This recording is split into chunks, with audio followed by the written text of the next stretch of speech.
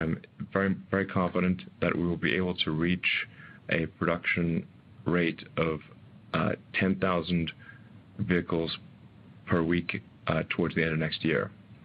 And we remain, we believe, on track to achieve a 5,000 unit week by the end of this year.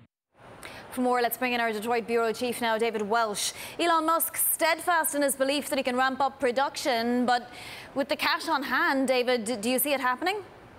Look, it's very possible that they will get to 5,000 a week by the end of this year, which is what Elon also said.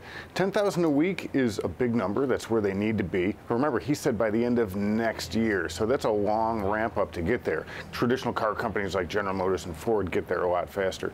The cash situation is interesting because they burned $1.2 billion, which was less than expected, but a lot. And they have another $2 billion in capex they're going to spend in the second half of the year.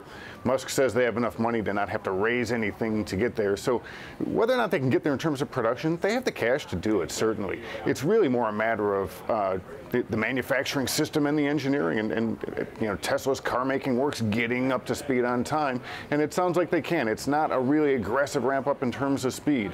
The big issue will be quality. They've got to put out quality cars because this is their mass market vehicle. David, there's obviously huge demand for the Model 3, almost half 500,000 reservations. But will demand be sapped for the pricier models as a result of this? Yeah, the first ones that are going to come out are the $44,000 models, not the $35,000. There are going to be no stripped-down models coming out in the early going. And the people who wanted the more expensive ones are going to be the ones who get their demand met first. So you'll see that's how the ramp-up is going to go. You're going to see the expensive, loaded-up vehicles with the long-range batteries and everything going out first, and that'll probably continue into next year.